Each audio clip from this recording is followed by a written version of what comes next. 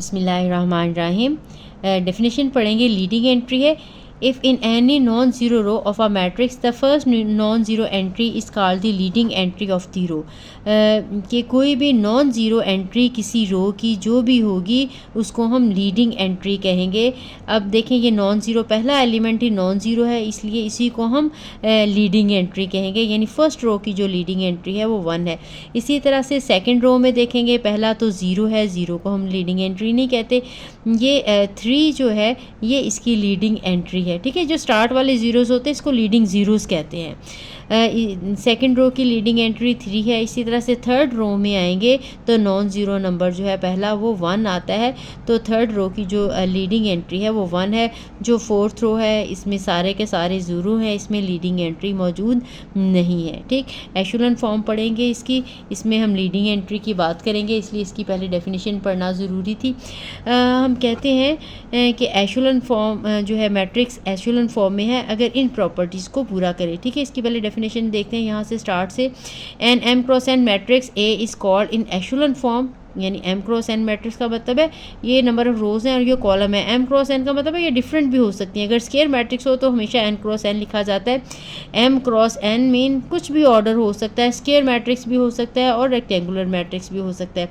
अगर किसी भी मैट्रिक्स में ये 3 प्रॉपर्टीज़ जो अभी हम पढ़ने लगे हैं ये मौजूद होंगी तो फिर कहेंगे ये जो मैट्रिक्स है ये एशुलन फॉर्म में है। सपोज़ इस मैट्रिक्स की हम बात करेंगे, साथ साथ इसके मैं आपको बताती जाऊँगी।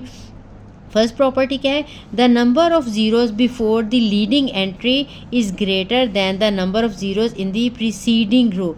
हर अगली रो में, इसका मतलब है ज़ीरो की तादाद पहले से ज़्यादा होनी चाहिए। ये लीडिंग एंट्री से पहले वाले ज़ीरो, अगर दरमियान में यहाँ कहीं ज़ीरो है इनकी हम बात नहीं करें। सपोज़ यहाँ पे भी अगर ज़ीरो है तो हम इसकी बात नहीं करेंगे, हम बात करेंगे किसकी? सिर्फ ये जो स्टार्ट वाले ज़ीरोज़ हैं लीडिंग ज़ीरोज़ की, कि लीडिंग ज़ीरो जो है हर रो में अगली रो से कम होने चाहिए या हर अगली रो में पहले से ज़्यादा होने चाहिए। अगर यहाँ पे 1 ज़ीरो है, यहाँ पे 2 ज़ीरो है, यहाँ पे कम से कम 3 होने चाहिए थे, यहाँ पे चारों ज़ीरो हैं, ठीक है। इस तरह से यहाँ पे भी देखें इसमें कोई ज़ीरो नहीं है, यहाँ पे 2 है, यहाँ पे 3 है, तो पहली कंडीशन इन दोनों के ऊपर पूरी आ रही है। इसके बाद सेकंड कंडीशन क्या है? Every non zero row in A precede every zero row if any. If any का मतलब ज़रूरी नहीं ज़ीरो रो कहेंगे जिसकी सारी एंट्रीज ज़ीरो हैं। जैसे इसमें ज़ीरो रो है, इसमें ज़ीरो नहीं है। अगर किसी में ज़ीरो रो है तो वो हर नॉन ज़ीरो रो के बाद में होनी चाहिए, यानी ये कह लें कि एंड पे जो अगर ज़ीरो रो किसी में मौजूद है तो वो एंड पे होनी चाहिए। एक भी ज़ीरो रो हो सकती है, एक से ज़्यादा भी हो सकती हैं, ठीक। इसके बाद नेक्स्ट जो प्रॉपर्टी है वो है the first non zero entry और leading entry in each row is 1, यानी हर रो की जो लीडिंग एंट्री है वो 1 होनी चाहिए। यहाँ पे देखें लीडिंग एंट्री पहली नॉन ज़ीरो एंट्री को कहते हैं, ये भी 1 है। ये इस रो की भी लीडिंग एंट्री 1 है, इसमें नहीं है तो इट्स ओके, अगर हो तो वो 1 होनी चाहिए। यहाँ पे लीडिंग एंट्री 1 है, यहाँ पे भी लीडिंग एंट्री 1 है, यहाँ पे भी लीडिंग एंट्री 1 है। तीनों प्रॉपर्टीज़ जो हमने पढ़ी हैं इन दोनों मैट्रिसेस पे पूरी आ रही हैं। इसका मतलब है ये दोनों मैट्रिसेस जो हैं ये एशुलन फॉर्म में है। अगर एक भी इसमें से हमारी रिक्वायरमेंट पूरी ना हो रही हो तो फिर हम कहेंगे ये एशुलन फॉर्म में नहीं है।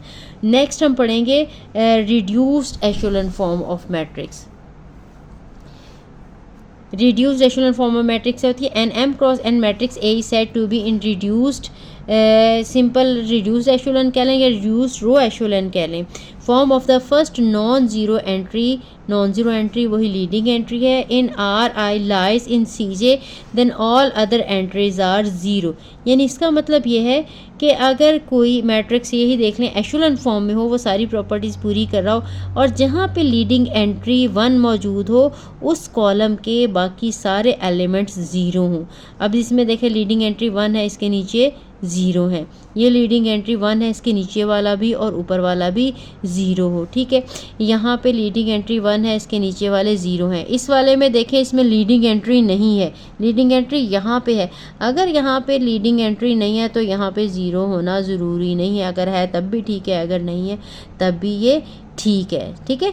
इसके अलावा अब यहाँ पे लीडिंग एंट्री 1 है तो इसके नीचे भी 0 और इसके ऊपर भी 0, यहाँ पे लीडिंग एंट्री 1 मौजूद है, इसके ऊपर दोनों ऊपर वाले 0 हैं। तो इसका मतलब ये है ये दोनों जो हैं रिड्यूस्ड एशेलन फॉर्म में, यानी जो एशेलन फॉर्म पड़ी थी इसमें हमने सिर्फ नीचे वाले 0 जो हैं वो लीडिंग एंट्री से नीचे 0 होते हैं, इसमें ऊपर नहीं 0 होना ज़रूरी। तो लेकिन रिड्यूस के लिए ऊपर भी 0 होना ज़रूरी। जैसे अभी हमने ये पढ़ी थी, ये 1 था, ये देखें यहाँ पे इसके नीचे 0 था लेकिन ऊपर -3 था, ठीक है। ये 1 है, इसके ऊपर 2 भी है और 4 भी है। तो ये एशेलन फॉर्म में तो है लेकिन रिड्यूस्ड एशेलन फॉर्म में नहीं है। इस वाले में अगर ये 1 था, नीचे भी 0 आ जाएगा, ऊपर भी 0 आ जाएगा।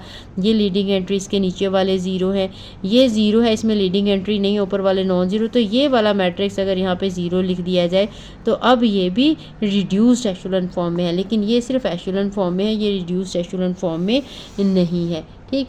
नेक्स्ट ये जो डेफिनेशन है ये रैंक की है, रैंक ऑफ मैट्रिक्स कहेंगे।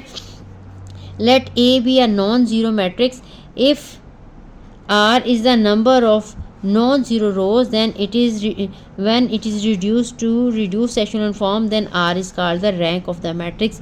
यानी R ऐसा नंबर है कि जो इसकी नॉन ज़ीरो रो को शो कर रहा है जिस मैट्रिक्स को रिड्यूस्ड एशेलन फॉर्म में कन्वर्ट किया जाए। यानी आप ये कह सकते हैं सादा लफ्ज़ों में कि हमने जो भी मैट्रिक्स दिया होगा इसको रिड्यूस्ड एशेलन फॉर्म में कन्वर्ट करना पड़ेगा। कन्वर्ट करने के बाद जो नॉन ज़ीरो, देखें इसमें ये 0 रो 1 है, बाकी 2 नॉन ज़ीरो रोज़ हैं, तो इसका जो रैंक होगा वो 2 होगा। ये भी रिड्यूस्ड एशेलन फॉर्म में है लेकिन इसमें 0 रो कोई भी नहीं है, तीनों नॉन ज़ीरो रोज़ हैं, तो इसका रैंक जो है वो 3 होगा। हमें एक्सरसाइज में जो क्वेश्चन होंगे रैंक निकालना होगा, तो हमें किसी भी मैट्रिक्स को जो दी हुई होगी जिसका रैंक पूछना होगा, हमें एशेलन फॉर्म में या रिड्यूस एशेलन फॉर्म में कन्वर्ट करेंगे।